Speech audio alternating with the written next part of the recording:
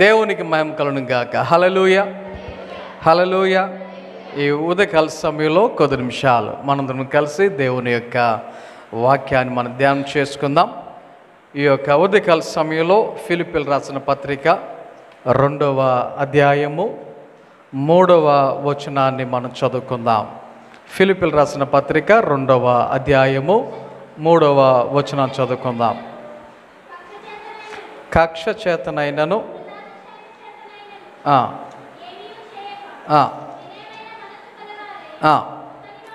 ఒకరినొకడు తనకంటే యోగ్యుడని ఎంచుచు మీలో ప్రతివాడును తన సొంత కార్యములను మాత్రమే గాక ఇతరుల కార్యములను కూడా చూడవలెను. ఓకే, చదవబడిన వాక్యాన్ని ఈ ఉదయకాల సమయంలో కొద్ది నిమిషాలు ధ్యానం చేద్దాం. వాక్యానికి మరి వెళ్ళే ముందు ఒక మాట మర్చిపోయాను. మరి మీ అందరికీ గణతంత్ర దినోత్సవ శుభాకాంక్షలు. మరి మన దేశం తరపున మరి ఈరోజు 76వ గణతంత్ర దినోత్సవం మరి చాలా ఘనంగా ఉత్సవంగా జరుగుతూ ఉన్నాయి. మరి ఆ రోజు అంటే జనవరి 26 మనకి ఆదివారం రావటాన్ని బట్టి దేవుని సన్నిధిలో మరి ఈ రోజున రిపబ్లిక్ డే రోజున దేవునిని స్తుతించడానికి ఆరాధించడానికి మనమందరం దేవుని సన్నిధికి వచ్చాం. ప్రార్థన అయిన తర్వాత దేశభక్తిని కూడా మనం చాటడానికి ఒక చిన్న కార్యక్రమాన్ని మనం చేద్దాం ప్రార్థన అయిన తర్వాత. కాబట్టి అందరూ కూడా గమనించవలసిందిగా మనం చేస్తున్నాను. ఓకే, ఈ సమయంలో మరి ఈరోజు గణతంత్ర దినోత్సవం అంటే అర్థం ఏంటి? గణతంత్ర దినోత్సవం అంటే అర్థం ఏంటి? రిపబ్లిక్ డే అని అనద్దు. దాని పేరు ఇంగ్లీష్లో రిపబ్లిక్ డే, తెలుగులో అయితే గణతంత్ర దినోత్సవం. గణతంత్ర దినోత్సవం అంటే ఏంటి? ఇది ఎప్పుడు అమల్లోకి వచ్చింది అంటే 1950వ సంవత్సరంలో జనవరి 26న. ఏంటి దీని యొక్క స్పెషల్ అంటే మరి మనందరికీ తెలుసు 1947వ సంవత్సరానికి ముందు వరకు మరి మన దేశాన్ని ఎవరు పరిపాలన చేశారు? బ్రిటిష్ వారు పరిపాలన చేశారు. సో అప్పటి వరకు రాజరికపు పరిపాలన అనేది ఉండేది. ఏముండేది? రాజరిక పరిపాలన అంటే ఇంకా వన్ మ్యాన్ షో అన్నమాట. అయితే 47లో చాలామంది స్వతంత్ర సమర యోధులు చేసినటువంటి పోరాటాల ఫలితం మన దేశానికి ఏమొచ్చింది? స్వతంత్రం అనేది వచ్చింది. అది ఎప్పుడు? 1947 ఆగస్టు 15న. అయితే స్వతంత్రం వచ్చిన తరువాత అప్పటి వరకు ఎలా పరిపాలన జరిగింది? రాజరికపు పరిపాలన జరిగింది. అయితే 1947 తర్వాత మన దేశాన్ని మనమే పరిపాలన చేసుకునేటువంటి అవకాశం వచ్చిన తర్వాత కొంతమంది పెద్దలను నియమించి కొంతమంది పెద్దలను ఏర్పాటు చేసి ఒక కమిటీగా వారిని నియమించి వారిని మన రాజ్యాంగాన్ని రాసేటువంటి మరి బాధ్యత వారికి ఇచ్చి వారిలో మరి ప్రథముడుగా ముఖ్యుడిగా డాక్టర్ బిఆర్ అంబేద్కర్ గారిని నియమించడం జరిగింది. సో మరి అంబేద్కర్ యొక్క నేతృత్వంలో మరి చాలా అంటే చాలా మరి నియమ నిబంధనలు లాంటివి మరి రాయటం జరిగినాయి. అవన్నీ మరి ఏం ఉంచాలి, ఏం తీసేయాలి అవన్నీ ఫైనల్ అయిన తర్వాత, డ్రాఫ్ట్ అంతా కూడా ఫైనల్ అయిన తర్వాత దానిని ఆమోదించి పెద్దలు నాయకులు ఆమోదించి దానిని 1950వ సంవత్సరం జనవరి 26వ తేదీన దానిని అమల్లోకి తీసుకొచ్చినటువంటి రోజునే రిపబ్లిక్ డే అంటారు, లేక గణతంత్ర దినోత్సవం అంటారు. కాబట్టి ఆ రోజు నుంచి మరి మనకు రాజ్యాంగం ఇచ్చినటువంటి కొన్ని హక్కులు ఉన్నాయి. మనకి హక్కులు ఉన్నాయి. మన దేశంలో మరి మనకు ఉన్నటువంటి హక్కులు చాలామంది తెలియదు.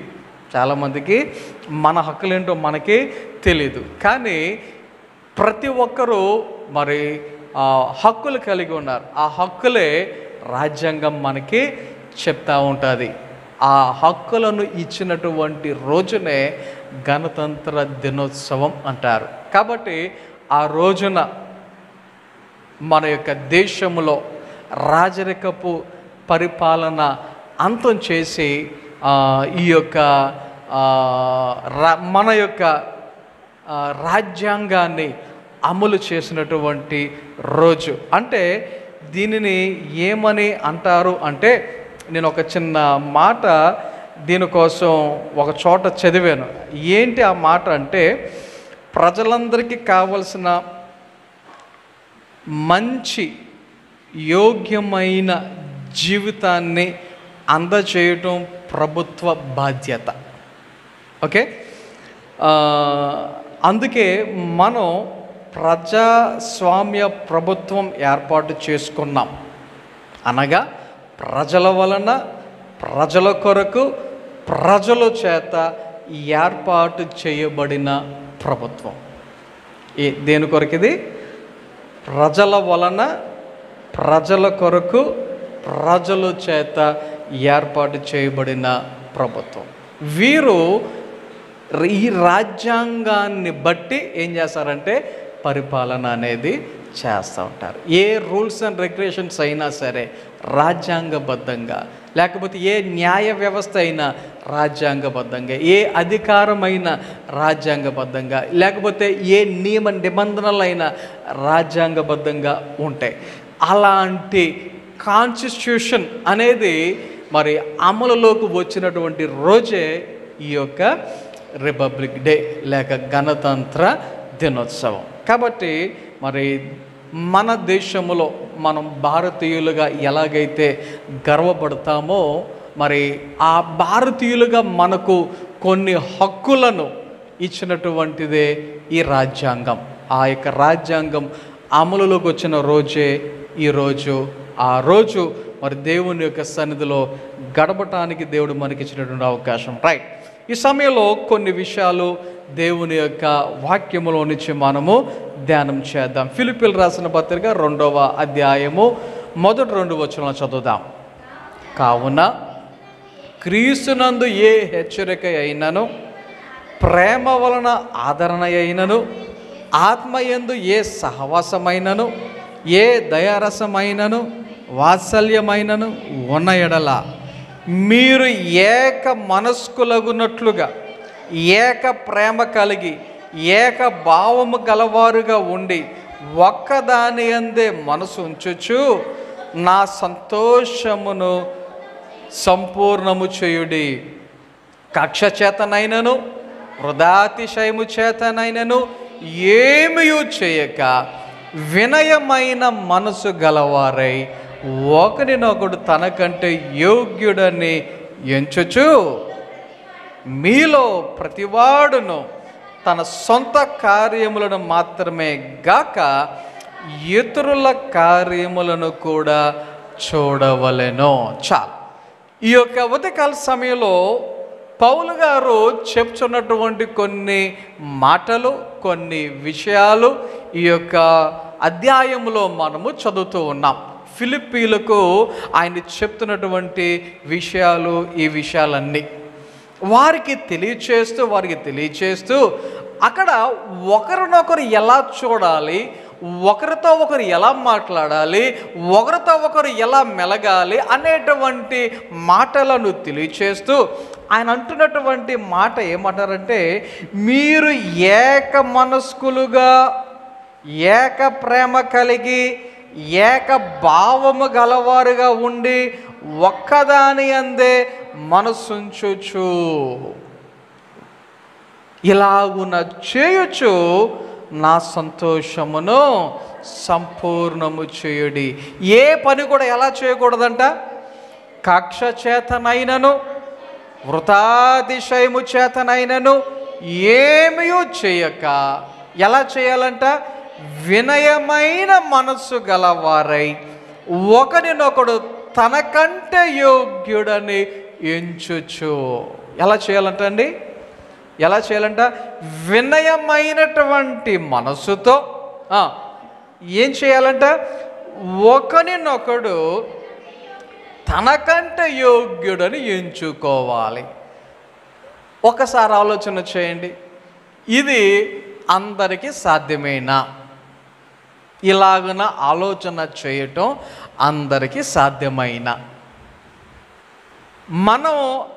మన యొక్క ఆలోచన ఎలాగుంటుందంటే దీనికి వ్యతిరేకంగా ఉంటుంది. మన ఆలోచన విధానం ఎలాగుంటుంది? ఈ చదివినటువంటి వచనానికి వ్యతిరేకంగా ఉంటుంది. మనం ఏమనుకుంటాం, పక్కనోడి కంటే నేనే గొప్ప, ఆడికన్నా నేనే అందంగా ఉన్నా, ఆడికంటే నేనే తెలివైనోడిని, ఆడికన్నా నేనే గొప్పోడిని. మనకు ఆలోచన విధానం అలా ఉంటుంది. కానీ వాక్యం ఏం చెప్తుంది? మనం ఎలా ఎంచాలంటే ఇతరులను ఎలా ఎంచుకోవాలంట? మనకంటే యోగ్యులు అని ఎంచుకోవాలంట. మనకంటే యోగ్యులు అని ఎంచుకోవాలంట. గమనించండి ఒకసారి. ఇక్కడ దేవుని యొక్క వాక్యం చెప్పేటువంటి మాటను గనక ఒక్కసారి ఆలోచన చేస్తే, దేవుని యొక్క వాక్యాన్ని ఒక్కసారి ఆలోచన చేస్తే, గమనించండి, ఇప్పుడు ఎవరు ఎలా ఉండాలి, ఎవరు ఎలా జీవించాలి, ఎవరు ఎలా నడుచుకోవాలి అనేటువంటి అనేక విషయాలు దేవుని యొక్క వాక్యం స్పష్టముగా తెలియచేస్తూ ఉంది. ప్రతి ఒక్కరికి స్పష్టముగా తెలియచేస్తూ ఉంది. ఈ ఉదయకాల సమయంలో మరి మన యొక్క దేశంలో మనం నివసిస్తూ ఉన్నాం. ఎవరు ఎలా జీవించాలి, ఎవరికి ఎటువంటి హక్కులు ఉన్నాయి, ఎవరికి ఎటువంటి సమానత్వాలు ఉన్నాయి అనేటువంటి అనేకమైనటువంటి విషయాలు మన యొక్క భారతదేశ రాజ్యాంగం మనకు కల్పించింది. అది మనకు కల్పించింది. నేను రీసెంట్గా ఒక వీడియో చూశాను.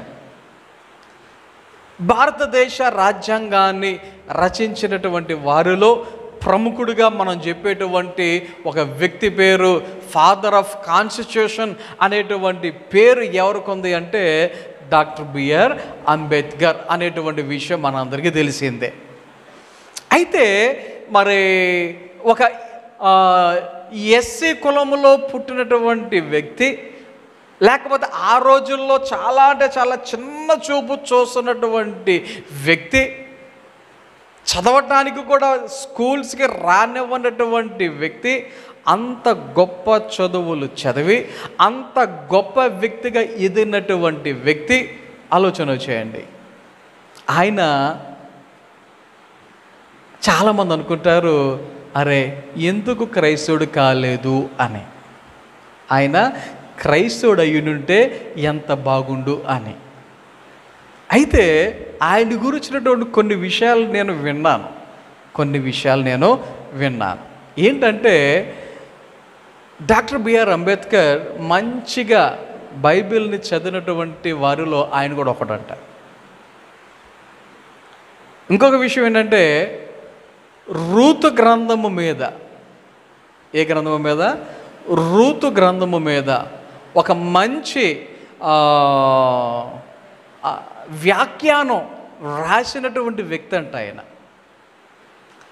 అంత మాత్రమే కాదు, ఆయన లండన్ దేశంలో ఉండగా బాప్తిసం తీసుకోవడానికి ఆయన పేరిచ్చి దానికి తగినటువంటి సిద్ధపాటును కూడా ఆయన సిద్ధపడి బాప్తిసం తీసుకోబోతున్నాను అని ప్రకటన చేసినటువంటి వ్యక్తి కూడా ఆయన.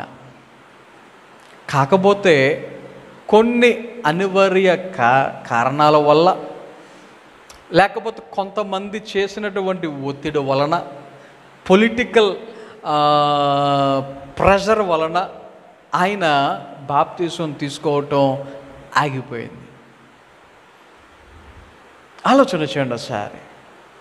కావాలంటే నేను ఆ చిన్న వీడియో తెలుగులో ఒక ఆయన ఈ మధ్యకాలంలో మాట్లాడారు, ఆ వీడియో గ్రూప్లో పెడతాను, మీరు విందురు. కానీ ఎలా అంటే ఆయన బైబిల్ని బాగా ఎరిగినవాడు, చదివినవాడు. ఇంకొక విషయం చెప్పమంటారా? మన భారతదేశం మాత్రమే కాదు కానీ అనేకమైన దేశాల్లో, ప్రపంచంలో ఉన్నటువంటి అనేకమైన దేశాల్లో వారి రాజ్యాంగం, వారి వారి కాన్స్టిట్యూషన్ అనేది దేని ఆధారంగా వ్రాయబడింది అంటే బైబిల్ ఆధారంగానే. ఎలా రాయబడింది అంటే 10 ఆజ్ఞలలో కొన్ని విశదీకరించి వ్రాసినటువంటి విధానం. ఆలోచన చేయండి. ఈ రాజ్యాంగం అనేది వారి దేశములో ఎవరు ఎలా నడవాలి, ఎలా జీవించాలి, ఎటువంటి హక్కులు ఉన్నాయి, అధికారులకు ఎటువంటి హక్కులు ఉన్నాయి, రాజకీయ నాయకులకు ఎటువంటి హక్కులు ఉన్నాయి, ప్రధానమంత్రికి ఎటువంటి హక్కులు ఉన్నాయి, రాష్ట్రపతికి ఎటువంటి హక్కులు ఉన్నాయి, ఇలాగున అనేకమైనటువంటి విషయాలు ఒకదానిగా పొందుపరిచి ఇచ్చినటువంటిదే రాజ్యాంగం. అయితే ఇక్కడ ఈ రాజ్యాంగం అనేది భౌతికమైనదైతే, ఈ రాజ్యాంగం దేనికి సంబంధించింది? భౌతికమైనది అయితే దేవుడు మనకిచ్చినటువంటి రాజ్యాంగం ఒకటి ఉంది. దేవుడు మనకిచ్చినటువంటి రాజ్యాంగం ఒకటి ఉంది. అది దేవుడు మనకిచ్చాడు. అది ఆత్మ సంబంధమైన రాజ్యాంగం. అదేంటి చెప్పండి? ఆత్మ సంబంధమైన రాజ్యాంగం. ఈ భౌతిక సంబంధమైనటువంటి రాజ్యాంగం అమలులోకి వచ్చినటువంటి రోజున ఎంత గొప్పగా, గర్వంగా, భారతీయుడిగా మనం ఎంతో సంతోషంగా జరుపుకుంటున్నామే. మరి ఆత్మ సంబంధమైన రాజ్యాంగాన్ని దేవుడు మనకు అనుగ్రహించాడు. దానిని బట్టి మనం ఎంత సంతోషించాలి, దానిని బట్టి మనం ఎంత గర్వపడాలి. ఆలోచన చేయండి.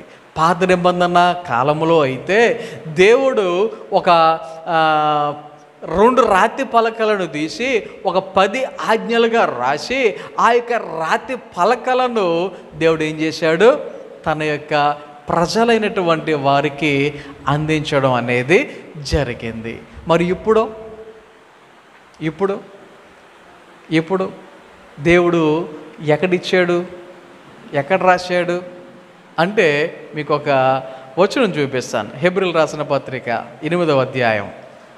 హెబ్రీయులకు రాసిన పత్రిక 8వ అధ్యాయం చూడండి, 10వ వచనం అనుకుంటా. ఇశ్రాయేలు ఇంటి వారితో నేను చేయబోవు నిబంధన ఏదనగా వారి మనసులో నా ధర్మ విధులను ఉంచెదను, వారి హృదయముల మీద వాటిని వ్రాయుదును, నేను వారికి దేవుడినై ఉందును, వారు నాకు ప్రజలై ఉందురు. దేవుడు తన యొక్క రాజ్యాంగాన్ని మనకు ఇచ్చాడు. ఆయన రాశాడు. ఎక్కడ రాశాను అంటున్నాడు ఆయన? ఎక్కడ రాశాను అంటున్నాడు ఆయన? ఆయన వారి మనసులో నా ధర్మ విధులను ఉంచెదను, వారి హృదయముల మీద వాటిని రాయుదును. సో ఇది ఆత్మ సంబంధమైన రాజ్యాంగం. మన భౌతికమైనటువంటి రాజ్యాంగం అయితే, దేశానికి సంబంధించిన రాజ్యాంగం అయితే అది భౌతికపరమైన రాజ్యాంగం. ఆలోచన చేయండి. ఈ రాజ్యాంగాన్ని ఎవరైతే పాటిస్తారో, రాజ్యాంగాన్ని ఎవరైతే ఫాలో అవుతారో ఖచ్చితంగా రాజ్యాంగానికి భయపడతారు. అవునా కాదా? ఇప్పుడు మీకు చిన్న ఎగ్జాంపుల్ చెప్తా. ఎవరైనా ఒక దొంగడు దొంగతనం చేశాడు. దొంగతనం చేసినప్పుడు చేసిన తర్వాత బాగానే ఉంటాడు,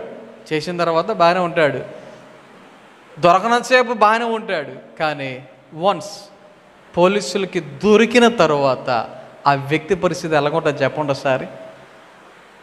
ఆ వ్యక్తి పరిస్థితి ఎలాగుంటుంది? భయపడతాడు లేదా? కారణం ఏంటి? రాజ్యాంగం ఏం చేసింది?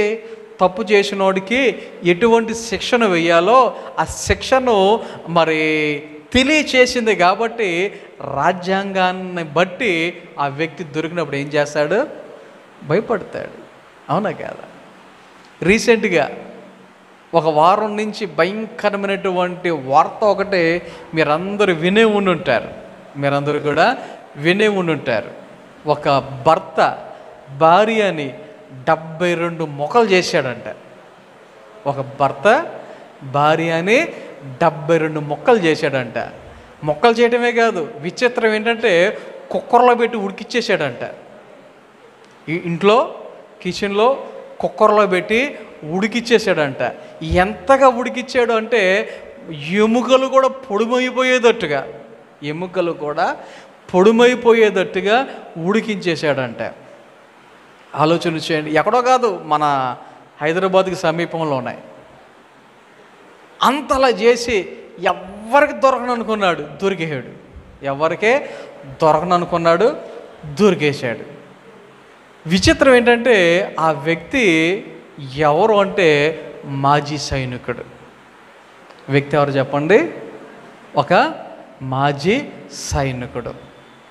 ఇప్పుడు ఒక సైనికుడు ఆర్మీలో పనిచేసినటువంటి వ్యక్తి అంటే దేశం మీద ఎంత గౌరవం ఉంటుంది, ఎంత బాధ్యత ఉంటుంది, రూల్స్ అండ్ రెగ్యులేషన్స్ అనేవి ఎంత చక్కగా ఫాలో అవుతారు వాళ్ళు. కానీ అతను చేసినటువంటి పని ఎలాంటి పని ఆలోచన చేయండి ఒకసారి. అంటే ఇక్కడ నేను ఇంకొక మాట చెప్తాను. చేసినంతే భయపడలా, ఎవరికి దొరకను అనుకున్నాడు, మొత్తానికి దొరికేశాడు. ఇంటి చుట్టుపక్కల వాళ్ళు అడిగారంటే, ఏంటి బాబు ఎంత అలా వాసన వచ్చేస్తుందంటే, తలకాయ మాసం తెచ్చాను ఉడకబెడుతున్నానని కూడా చెప్పాడంట. చుట్టుపక్కల వాళ్ళు అడిగితే మేక తలకాయ తెచ్చాను ఉడకబెడుతున్నానని కూడా చెప్పాడంట. ఆలోచన చేయండి. కానీ చట్టానికి దొరికేశాడు. ఇప్పుడు ఆ చట్టానికి ఏమవ్వాలి? తను లొంగాలి, భయపడాలి. చట్టానికి లొంగాలి, చట్టానికి భయపడాలి.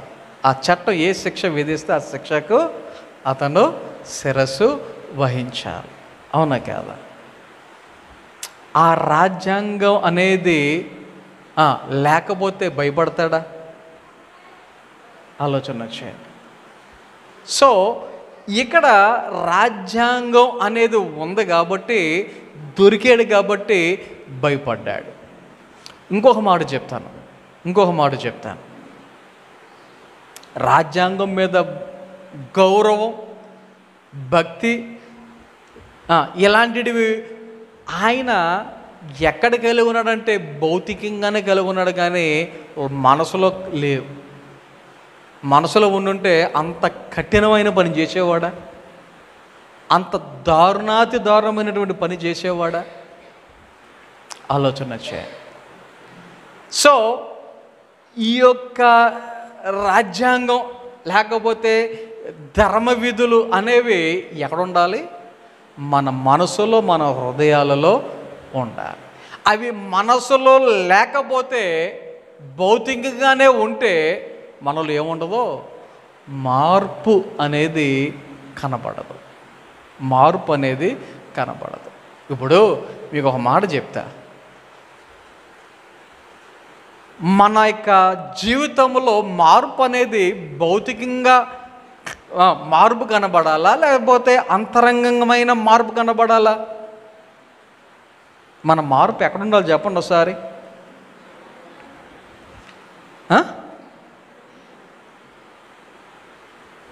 ప్రాముఖ్యంగా అంతరంగంలో మార్పు ఉండాలి. అంటే భౌతికంగా మార్పు ఉండొద్దు అని నేను అన్నాం. కొంతమంది భౌతికపరమైనటువంటి మార్పు కోసమే చూసుకుంటారు. అబ్బా, వాళ్ళ టైం అంతా అద్దం ముందే సరిపోద్ది. ఆలోచన చేయండి. ఒక పెళ్ళి మహా అయితే 2-3 గంటలు ఉంటాయి. ఆ 2-3 గంటల పెళ్ళి కోసం 4 గంటల వీళ్ళు అద్దం ముందు కూర్చుంటేనే కానీ పెళ్ళికి వెళ్ళలేరు. కొంతమంది ఉన్నారు, అలాంటి వాళ్ళు ఉన్నారు. కాకపోతే వేరే వేరే పేర్లు, బ్యూటీషియన్ అని, బ్యూటీ పార్లర్లు అని, వేరే వేరే పేర్లు ఉంటాయనుకో. గమనించండి, భౌతికపరమైన మార్పు మంచిదే, కానీ దానికి మించి మార్పు ఎక్కడ రావాలి? మనకి అంతరంగంలో, మన మనసులో మార్పు అనేది రావాలి. అప్పుడే మన బ్రతుకులు బాగుంటాయి, మన జీవితాలు బాగుంటాయి, మన కుటుంబాలు కూడా బాగుంటాయి.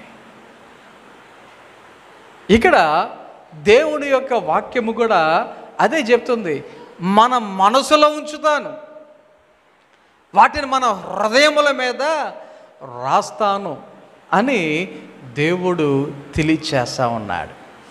ఈ యొక్క ఉదయకాల సమయంలో మరి మన యొక్క మనసులో దేవుని యొక్క ధర్మ విధులు ఉంటే, మన హృదయముల మీద వాటిని మనము కలిగి ఉంటే ఆలోచన చేయండి, మన జీవితాలు ఎలా ఉంటాయి, మనం ఎలా నడుచుకోగలం అంటే అదే పౌలు గారు ఫిలిప్పీలకు ఆయన చెప్తున్నారు, కక్ష చేతనైనను వృథాతిశయము చేతనైనను ఏమియూ చేయక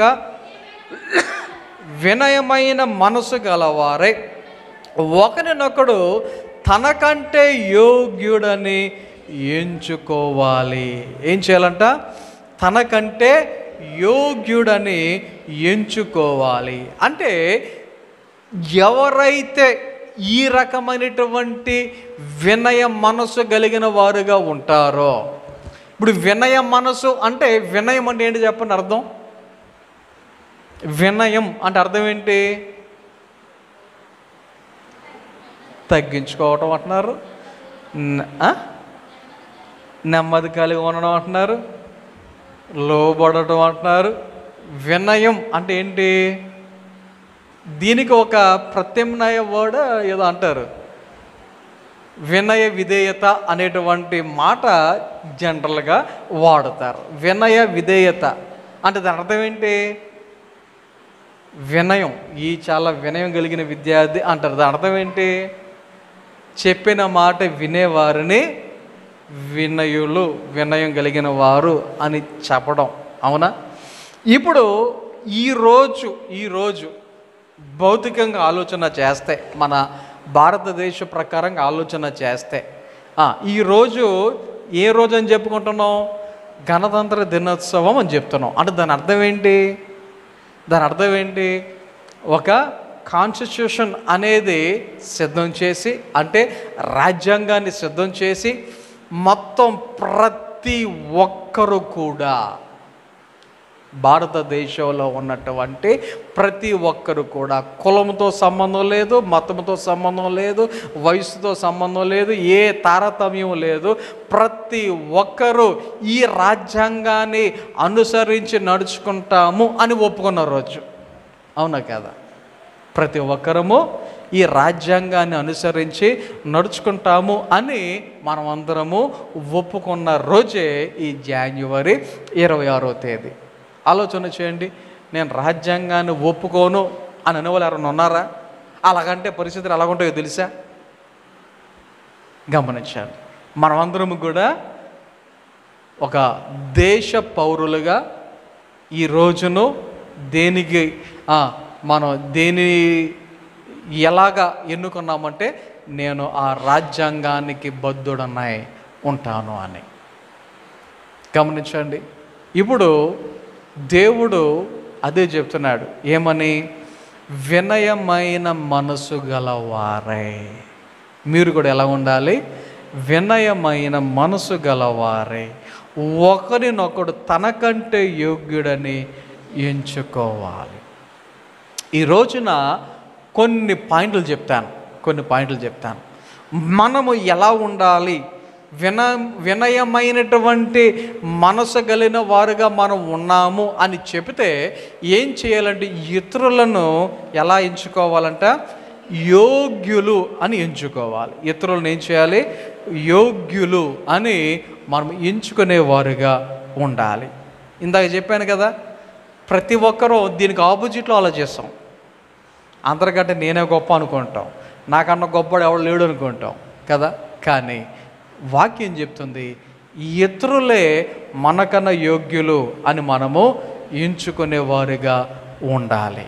తర్వాత ఇంకొక మాట, రెండో పాయింట్, వినయమైన మనసు గల వారు ఏం చేస్తారు అంటే, ఇతరుల స్వేచ్ఛకు హాని చేయరు.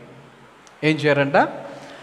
ఇతరుల స్వేచ్ఛకు హాని చేయరు, లేక భంగాన్ని కలిగించారు. మన దేశం మనకిచ్చినటువంటి కొన్ని హక్కులు ఉన్నాయి. మాట్లాడే హక్కు ఉంది, మాట్లాడే హక్కు.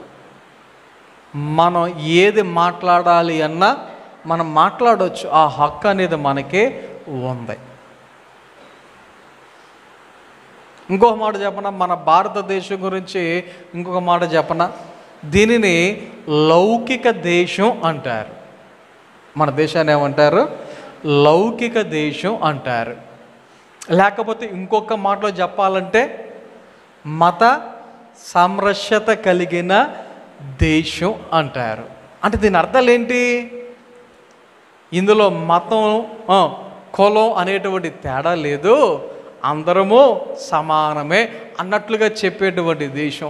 చదువుకునేటువంటి రోజుల్లో స్కూల్కి వెళ్ళేటువంటి ప్రతి విద్యార్థి అప్పుడు కాదు ఇప్పటికీ కూడా ప్రతి రోజు ఏం చేస్తారు?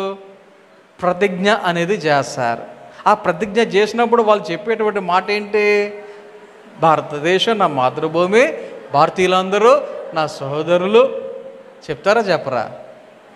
చెప్పేవరకే, ఇవన్నీ చెప్పేవరకే. ఆలోచన చేయండి. ఒక ధనవంతుడు పేదవాడిని ఒక మనిషిగా చూసేటువంటి పరిస్థితులు కనబడుతున్నాయా అంటే కొన్ని పరిస్థితులు కనబట్టోలా. కొంతమంది కులసలు కొన్ని కులాల వారిని వారు మనుషులుగా చూస్తున్నారా అంటే చూడలేకపోతున్నారు. కొన్ని మతస్థులు ఇతర మతస్థులను కనీసం వాళ్ళ దేశస్తులుగా కూడా చూడలేనటువంటి పరిస్థితులు ఈ రోజుల్లో మనకి కనబడుతూ ఉన్నాయి. అవునా కాదా? భయంకరమైనటువంటి పరిస్థితులు. కానీ వినయ మనస్కులైతే ఏం చేయరంట? ఎవరి హక్కులను భంగం చేయరు. ఫర్ ఎగ్జాంపుల్, చిన్నప్పుడు చేసేటువంటి పనుల్లో ఒక పని ఎప్పుడైనా తూరికి కానీ లేకపోతే కందిరికి కాదులే తూరికి కానీ శతకు ఒక చెల్లి కానీ వచ్చిందనుకో, చిన్నపిల్లలు ఏం చేసేవాళ్ళం? పట్టుకునేవాళ్ళం. పట్టుకొని మనం ఎంత హ్యాపీ ఫీల్ అయిపోయామో, నేను పట్టేసుకున్నా నాకు దొరికింది, పట్టేసుకున్నా దొరికిందని మనం చాలా హ్యాపీ ఫీల్ అయ్యేవాళ్ళం. కానీ ఆ యొక్క తూరిగా స్వేచ్ఛ ఏమైపోయింది? అక్కడికే భంగం కలిగిందా లేదా? దాని స్వేచ్ఛను మనం ఏం చేసాం? ఆటంకపరిచినట్ట కాదా? ఒక్కసారి దాన్ని విడిచిపెడితే అదేం చేస్తుంది? అరే నా స్వేచ్ఛ నాకు వచ్చింది, నా బ్రతుకు నేను బ్రతుకుతాను అని ఎంత హాయిగా వెళ్ళిపోద్దో. అవునా? ఆలోచన చేయండి. అంటే ఇక్కడ వినయ మనస్కులు ఇతరుల స్వేచ్ఛను ఏం చేయరు? ఇతరుల స్వేచ్ఛను ఏం చేయరు? భంగం కలిగించారు. చూడండి ఒకసారి రోమాపత్రిక 8వ అధ్యాయం 2వ వచనం చదువుదాం. రోమాపత్రిక 8వ అధ్యాయం 2వ వచనం.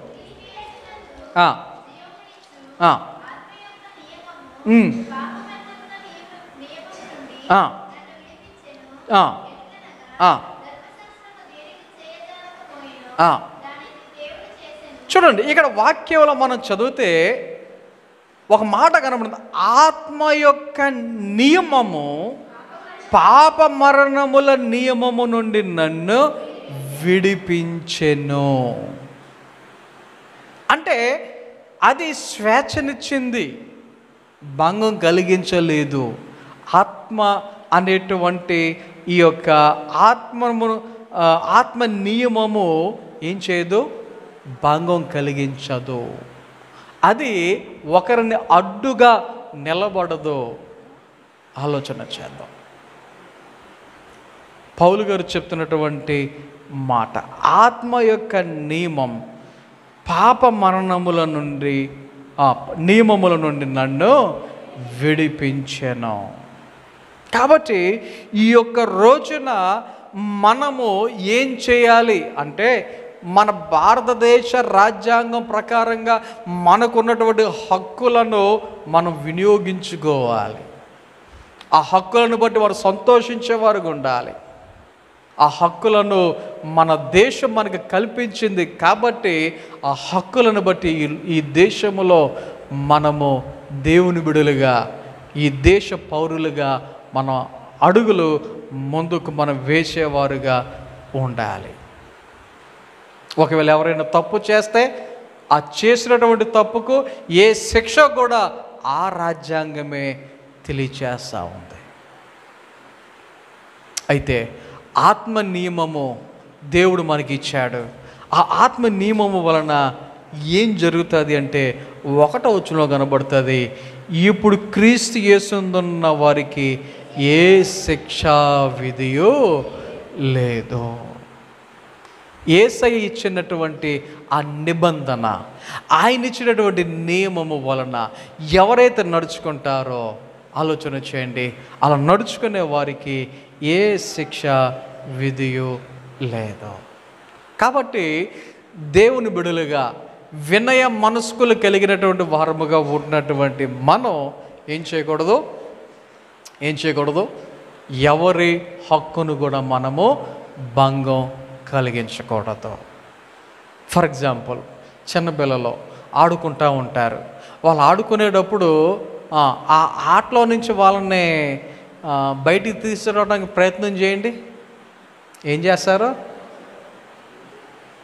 చిన్నపిల్లల చేతుల నుంచి ఫోన్ లాక్కోండి, ఏం చేస్తారు?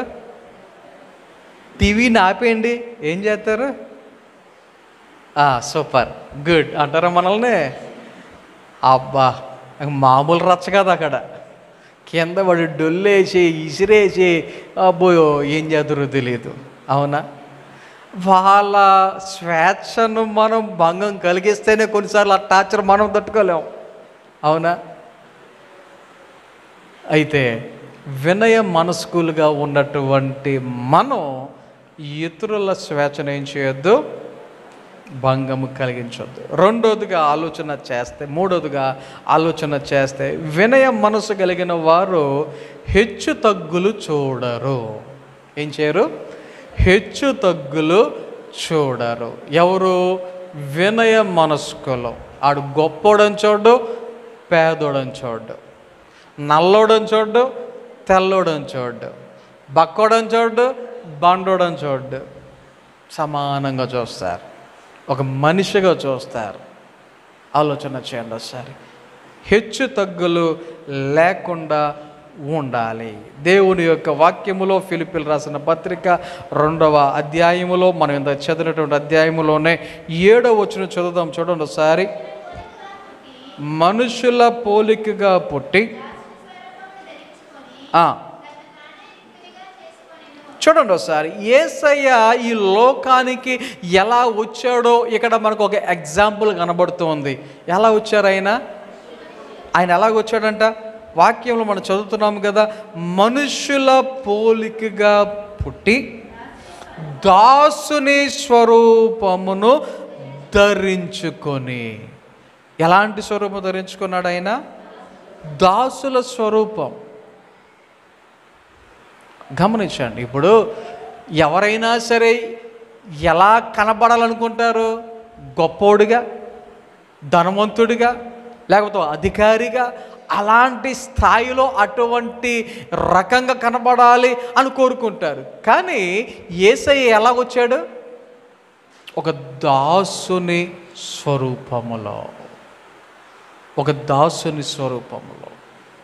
ఆయన దేవాది దేవుడు పరలోకములో ఉంటే ఆయనకు అన్నీ బాగుంటాయి.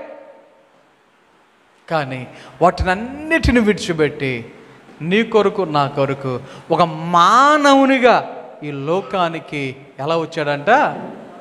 ఒక దాసుని స్వరూపముగా వచ్చాడు. వచ్చి ఏం చేశాడు? తన్ను తానే రిక్తునిగా చేసుకొనేను. అరే, నేను దేవుడినై ఉండి ఒక మానవునిగా రావటం ఏంటి అనుకోవాలా? నేను ఒక దేవునిగా ఉండి ఒక దాసునిగా ఎందుకు రావాలి అని అనుకోవాలా? చాలామంది ఒక్కొక్కరిని ఒక్కోలా చూస్తూ ఉంటారు. ధనవంతుడినైతే ఒకలాగా, పేదోడినైతే ఒకలాగా, చదువున్న వాడిని ఒకలాగా, చదువులేని వారిని ఒకలాగా చూడటానికి ప్రయత్నాలు చేస్తూ ఉంటారు. గమనించండి. నేనైతే చాలాసార్లు దేవుని అడుగుతా, దేవా అందరూ నీ బిడ్డలే, ప్రతి ఒక్కరిని నీ బిడ్డలుగా చూడటానికి నాకు మనసి అని ప్రార్థన చేస్తాను. చాలా సందర్భాల్లో ఇంట్లో నేను పాస్టమ్మ గారు మాట్లాడుకునే మాటల్లో తారతమ్యం లేకుండా, తేడా లేకుండా అందరిని సమానంగా చూడాలి అని మేము మాట్లాడుకుంటూ ఉంటాం. గమనించండి, అందరూ దేవుని బిడ్డలే. దేవుని దగ్గర వాళ్ళు ఎక్కువ వీళ్ళు తక్కువ, వాళ్ళు పెద్ద వీళ్ళు చిన్న అనేటువంటి తేడా ఏమీ కూడా ఉండదు. కొన్నిసార్లు కొంతమంది వాళ్ళ స్థితిని, వాళ్ళ స్థాయిని దేవుని దగ్గర ప్రదర్శించడానికి ప్రయత్నం చేస్తుంటారు కొంతమంది. ఒకసారి ఒక భార్య భర్తతో చెప్తుందంట, వాళ్ళ పిల్లల్ని చిన్నప్పటి నుండి ఒరే పెద్దోడా, ఒరే చిన్నోడా అని పిలవడం అలవాటు. ఎలా పిలవడం? పెద్దోడా అని పెద్దోడిని, చిన్నోడా అని చిన్నోడిని పిలవడం అలవాటు. అలాగే పిలుస్తున్నారు, అలాగే పెంచారు, అలాగే చదివించారు. వీళ్ళు చదువు లేదు, కానీ పిల్లలు మాత్రం బాగా చదివించారు. వాళ్ళు కూడా కష్టపడి చదివి మంచి మార్కులతో పాస్ అయ్యి ఒకడేమో డాక్టర్ అయ్యాడు, ఒకడేమో ఇంజనీర్ అయ్యాడు. అయితే భార్య భర్తతో అంటుందంట, ఏమండి ఈ రోజు నుంచి మీరు పెద్దోడా అని పిలవడానికి వీల్లేదు, డాక్టర్ గారు అని పిలవండి అందంట. వాళ్ళ కొడుకుని ఏమని పిలవమంది? పెద్దోడా అని పిలవడానికి వీల్లేదు, ఎలా పిలవాలి? డాక్టర్ గారు అని పిలవండి అందంట. గమనించండి, ఒక తండ్రి కొడుకుని పెద్దోడా అని పిలిస్తే గౌరవమా, గారు అని పిలిస్తే గౌరవమా? ఒకసారి నాకు కూడా ఇలాంటి పరిస్థితి మా బంధువులు అసలు అన్నారు. నన్ను బంధువులు బాబుగా అని పిలవడం అలవాటు కొంతమందికి, ఎరా అని పిలవడం అలవాటు కొంతమందికి. అయితే ఒకరు పేరు చెప్పను కానీ ఒకరు నిన్ను ఎరా అని పిలవడం చాలా ఇబ్బందిగా ఉందిరా అన్నారు. ఏ అన్న, నువ్వు మంచి సేవకుడు అయిపోయావు, పెద్ద సేవకుడు అయిపోయావు అన్నారు. నేనన్నాను, నీ సేవకుడిని కాదంటో లేదు, కానీ నేను నీకు ఫలానా వరుస అవుతాను, నన్ను అలా పిలవటమే నాకు సంతోషం. అది నువ్వు నన్ను అయ్యగారు పాస్టర్ గారు అంటే నీకు నాకు దూరం పెరిగిపోద్ది, బంధుత్వం దూరం అయిపోద్ది, నువ్వు చిన్నప్పటి నుంచి నేను ఎలా పిలిచావు అలాగే పిలువు అన్నాను నేను. గమనించండి ఒకసారి, ఇక్కడ కొంతమంది దేవుని దగ్గరికి వచ్చిన తర్వాత ఏం ప్రయత్నం చేస్తారు? కొంత తారతమ్యాలు. ఒక ఆయన మంచి ఉద్యోగం వచ్చింది, గౌరవప్రదమైనటువంటి ఉద్యోగం వచ్చింది, చిన్నప్పటి నుంచి మంచిగా చర్చలో ఎదిగినటువంటి వ్యక్తి. సో పాస్టర్ గారు చాలా బాగా ఆ వ్యక్తి విషయంలో సంతోషించారు, ప్రార్థన చేశారు. ఒక మంచి జాబ్ కూడా వచ్చింది. జాబ్ వచ్చిన తర్వాత ఆ పాస్టర్ గారి దగ్గరికి ఆ వ్యక్తి వచ్చి, పాస్టర్ గారు నాకు ఫలానా జాబు కన్ఫామ్ అయింది అని చెప్పేసి అంటే, ఓ మంచిది అని చెప్పేసి ప్రార్థన చేశారు, అంత అయిపోయింది. ఆయన జాబ్కి వెళ్ళాడు. మధ్యలో సెలవుకి అని చెప్పేసి మరలా ఆ ఊరు వచ్చినప్పుడు ప్రార్థనకు వచ్చాడంట.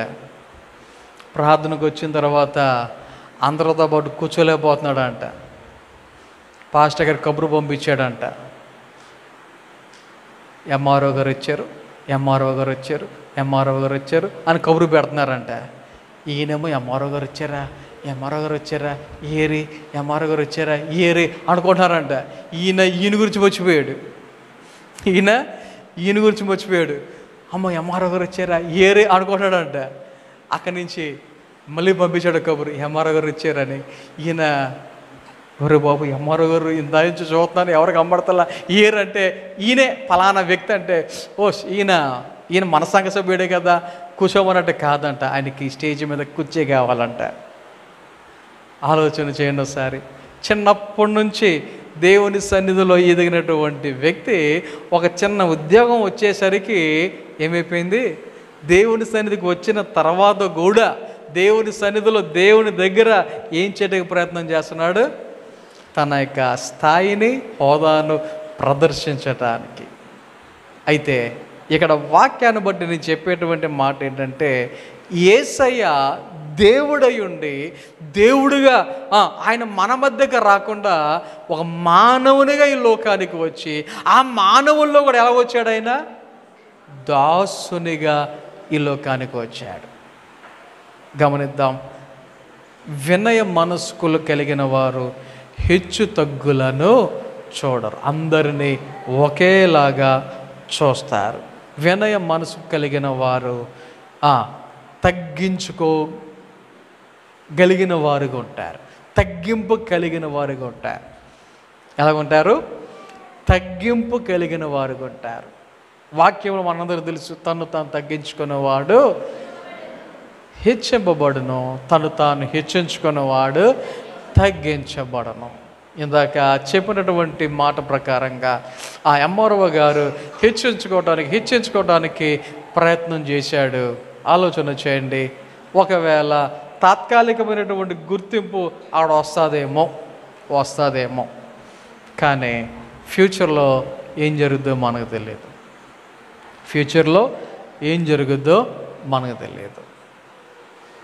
నాకు తెలిసినటువంటి ఒక బంధువు ఒక ఆయన ఉన్నారు. ఆయన హోదా, ఆయన ర్యాంక్ నేను చెప్పను, కానీ ఆయనతో కలిసి డ్యూటీలో జాయిన్ అయిన వాళ్ళు ఇప్పటికి ఎన్నో ప్రమోషన్స్ మీద చాలా ఉన్నతమైనటువంటి స్థాయికి వెళ్ళిపోతే, ఆయన జూనియర్స్ కూడా చాలా హై స్థాయికి వెళ్ళిపోతే, ఆయన ఈ రోజుకి ఇంకా అక్కడే ఆయన జాయిన్ అయినప్పుడు ఏ ర్యాంక్లో జాయిన్ అయ్యాడో ఇప్పటికీ ఆ ర్యాంక్లోనే ఉండిపోయిన పరిస్థితి. చదువు లేదా అంటే కాదు, ఎక్స్పీరియన్స్ లేదా అంటే కాదు, అన్నీ ఉన్నాయి. కాకపోతే పరిస్థితి ఏంటంటే, దేవుని దగ్గర మనం ఎలా ఉండాలి? మనల్ని మనము తగ్గించుకునే వారముగా ఉండాలి. యేసయ్య దేవుని కుమారుడైనను ఆయన ఏం చేశాడు?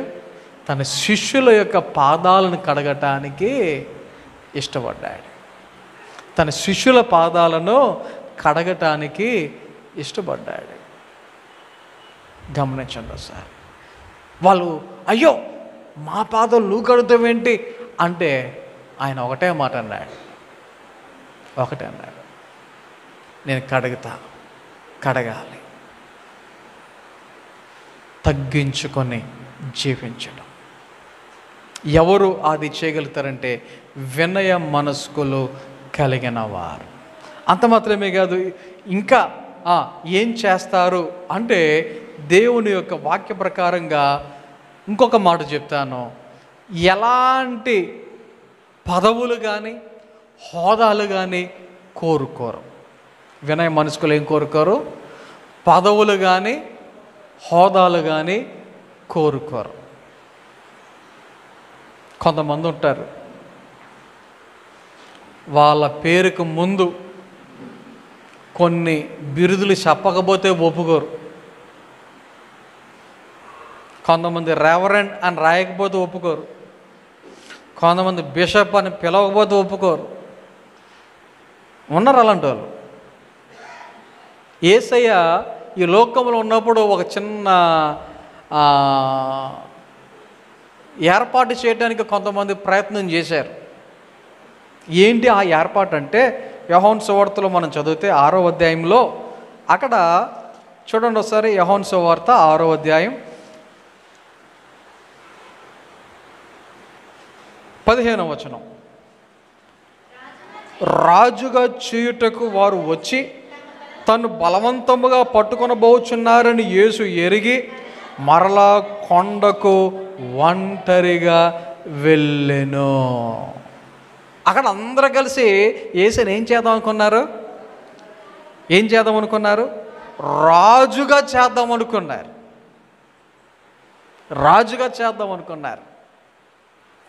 గమనించండి, రాజు అంటే అదేమన్నా తక్కువ స్థాయి పదవా? అయితే యేసే ఏం చేశాడు?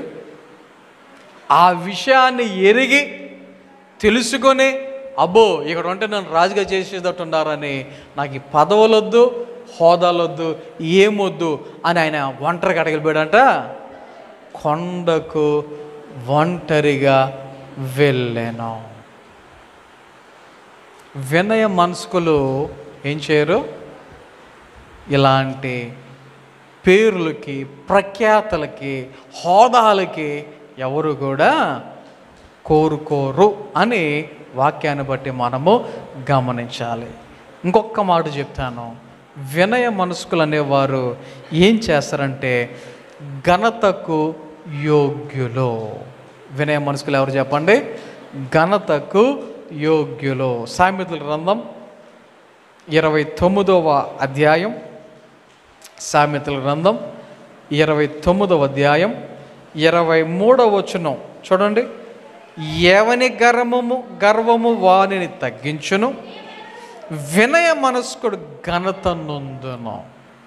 ఎవరైతే వినయము కలిగిన వారుగా ఉంటారో వాక్యం చెప్తా ఉంది, అటువంటి వాడు ఘనత నొందును. వినయ మనస్కుడు ఘనత నొందును. ఈ యొక్క ఉదయకాల సమయంలో దేవుని యొక్క వాక్యాన్ని వింటున్నటువంటి మనం ఒక్కసారి మన యొక్క జీవితాలను పరిశీలన చేసుకొని వినయ మనస్కులుగా మనము ఉంటున్నామా లేదా, నడుచుకుంటున్నామా లేదా? అలా ఉంటే వాక్యం ఏమంటుంది? ఘనత నొందును. ఈరోజు మన యొక్క బైబిల్ పాఠ్య భాగం మనం ఫిలిప్పీ యొక్క పత్రిక చదువుతున్నాం 2వ అధ్యాయంలో.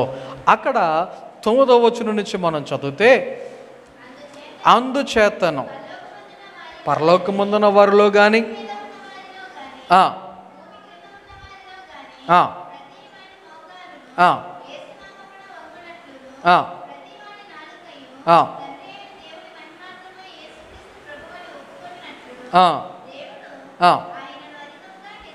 హెచ్చించి చూడండి. దేవుని యొక్క వాక్యంలో మనం చదివినటువంటి యొక్క భాగాన్ని కనుక మనం చూస్తే వాక్యము తెలియచేస్తున్నటువంటి మాట ఏమని చెప్తుందంటే, దేవుడు ఏం చేశాడంట? ఏం చేశాడు? ప్రతి నామమునకు పై నామమును ఆయనకు అనుగ్రహించాను. ఎవరైతే అటువంటి దేవునిని యేసుక్రీస్తు ప్రభువుని ఒప్పుకుంటారో అటువంటి వారిని దేవుడు ఏం చేస్తాడంట? అధికముగా హెచ్చిస్తాను అంట ఉన్నాడు. అటువంటి వారిని అధికముగా హెచ్చిస్తాను అంట ఉన్నారు. కాబట్టి మరి ఈ యొక్క ఉదయకాల సమయంలో మరి వింటున్నటువంటి మాటలు వినయ మనస్కులు.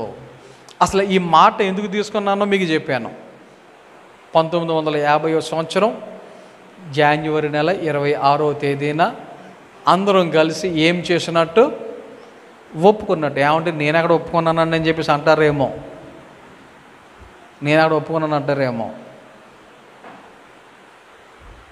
అక్కడ పార్లమెంట్లో ఆమోదించబడింది అంటే అర్థం ఏంటి? నువ్వు నేను ఒప్పుకున్నట్టే. ఇప్పుడు కొన్ని సంవత్సరాల క్రితం 2000 నోటు ఏమైంది? ఆపేశారు. ఆడేవాడు ఆపితే నేనెందుకు పాటించాలి, నేను ఆపుకోను అంటే చెల్లుద్దా? ఆ 2000 రూపాయల క్యాత్ తీసుకెళ్ళి ఎవరికైనా ఇస్తే అది చెల్లుద్దా? ఆలోచన చేయండి. అక్కడ ఆమోదించారంటే దాని అర్థం ఏంటి? మనం కూడా ఒప్పుకున్నట్టే. కారణం ఏంటంటే అక్కడ ఉన్నటువంటి ప్రతినిధులు ఎవరో మన చేత ఎన్నుకోబడిన వారు, మనమే ఎన్నుకున్నాం కాబట్టి మన తరపున వారు అక్కడ ఉన్నారు కదా. అలాగే ఈ రాజ్యాంగాన్ని కూడా మనం ఏం చేశాము? ఒప్పుకున్నాం. దాని ప్రకారంగా జీవిస్తాను, దాని ప్రకారంగా నడుచుకుంటాను అని. కాబట్టి మనము ఒప్పుకొని దానిని అనుసరించి నడుచుకుంటాము అని చెప్పేసి అన్నాము అంటే దానికి విధేయులుగా ఉంటాము అని మనం అన్నాం. కాబట్టి విధేయులుగా ఉండేవారు ఏం చేస్తారు అనేది ఈరోజు నేను చెప్పినటువంటి వాక్యం. వినయ మనస్కులు ఏం చేస్తారు అనేది నేను చెప్పినటువంటి వాక్యం. కాబట్టి దేవుని బిడ్డలుగా దేవుడు మనకు కూడా ఒక రాజ్యాంగాన్ని ఇచ్చాడు. అది మన యొక్క మనసులో ఉంచాడు, మన యొక్క హృదయముల మీద రాశాడు. మన యొక్క మార్పు అనేది భౌతికంగా కాదు, ఎక్కడ రావాలి? మనసులో రావాలి. మీకు ఇందాక ఒక ఎగ్జాంపుల్ చెప్పాను కదా, ఆర్మీ వ్యక్తి అయినా సరే అతను భౌతికంగానే దానిని గౌరవించాడు కానీ మనసులో గౌరవించలేదు. అందుకనే తన భార్యని రకరకాలుగా హింసించి ముక్కలు చేసి మరీ చంపడం జరిగింది. అదే మనసులో ఉండుంటే ఆ భక్తి, ఆ గౌరవం అలా జరిగేదా? కాబట్టి దేవుని యొక్క వాక్యం ఎవరి హృదయాలలో అయితే ఉంటుందో, ఆయన ఇచ్చినటువంటి ఆ యొక్క వాక్యం ఎవరి మనసులో అయితే ఉంటుందో, వారు భయపడి ఏ తప్పు చేయకుండా, ఏ పాపము చేయకుండా ఆయనకు ఇష్టలుగా నడుచుకుంటారు. కాబట్టి ఆయన యొక్క వాక్యాన్ని మనం కలిగి ఆయనకు ఇష్టలుగా నడుచుకుందాం. కొద్ది మాటలు మన వెనికిడిలో దేవుడు ఫలింప చేసి నడిపించును గాక. ఆమేన్. ప్రార్థన చేసుకుందాం. అందరూ కూడా తలలు వంచండి, కళ్ళు మూసుకోనండి. ప్రార్థన.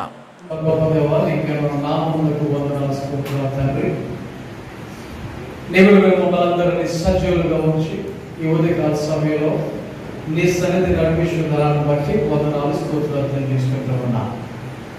దేవా, నీ సన్నిధిలో ప్రతి ఒక్కరూ నేను స్తుతించడానికి, ఆరాధించడానికి, మహిమపరచడానికి, నీ వాక్యాన్ని ధ్యానించడానికి మీరు ఇచ్చిన అవకాశాన్ని బట్టి వందనాలు.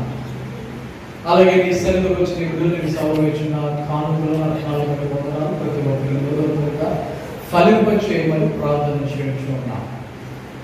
మరి ముఖ్యంగా ఈరోజు దేవా, మరి మా దేశంలో దేవా, మరి మేమందరం కూడా ఈ రిపబ్లిక్ డే జరుపుకోవడానికి మీరు ఇచ్చిన అవకాశాన్ని బట్టి వందనాలు.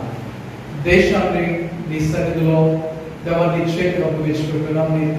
ఈ దేశం కొరకు ప్రార్థన చేయించుకున్నాం. ఈ దేశంలో ఉన్నటువంటి నాయకుల కొరకు ప్రార్థన చేయించున్నాం, అధికారుల కొరకు ప్రార్థన చేయించున్నాం. దేవా, పరిపాలన చేయించినటువంటి వారి కొరకు ప్రార్థన చేయించున్నాం. సహాయం దయచేయండి. ప్రతి ఒక్కరిని నీ జ్ఞానంతో నింపి దేవా, మరి ఎక్కడ ఎటువంటి ఇబ్బంది లేకుండా మంచిగా ఎలాగైనా నడిపించాలో ఆ రీతిగా నడిపించడానికి కావలసినటువంటి సామర్థ్యము, సహాయమును ప్రతి ఒక్కరు అనుగ్రహించడానికి ప్రార్థన చేయించున్నాం. అలాగే దేవా, మరి రాష్ట్రాల మధ్యలో, దేశాల మధ్యలో కావలసినటువంటి మంచి సమాధానమును ఏర్పాటు చేయమని ప్రార్థన చేయించున్నాం. అలాగే దేవా, ఈ సమయంలో ప్రతి ఒక్కరిని చేతిలో తీసుకుంటున్నాం. ఎవరికి ఎటువంటి అవసరతలు ఉన్నాయో, సమస్యలు కలిగిన దేవుడు అన్ని విషయాలలో తోడుగుండి సహాయం దయచేసి మేలుతో నింపమని. అదే రీతి ఈ సమయంలో మరి ఈరోజు మరి పుట్టినరోజు జరుపుకుంటున్న సుమాను బట్టి వందనాలు. తనకి ఇచ్చిన నూతన సంవత్సరం దయా కిరీటం బట్టి వందనాలు. దేవా, బిడ్డలను దూరతులుగా ఫలింపచేయమని ప్రార్థన చేయించున్నాం. ఈ వారంలో జరిగిపోయే కార్యక్రమాలలో, ప్రార్థన కోరికల్లో తోడుగోడు సహాయం దయచేసి నీ మేలుతో నీకు నడిపించమని యేసు నామమున ప్రార్థన చేయించున్నాము తండ్రి. ఆమేన్. తండ్రి దేవుని ప్రేమ, కుమారుడు యేసుక్రీస్తు వారి కృప, పరిశుద్ధాత్మ యొక్క అన్యోన్య సహవాసము, సహాయము, కాలంలో నడిపిస్తే ఇప్పుడు ఎల్లప్పుడూ మనం దొరకను. అలాగే గణపతి దినోత్సవం జరుపుకుంటున్న భారతీయులందరికీ సదాకాలంతో నడిపించిన గాక.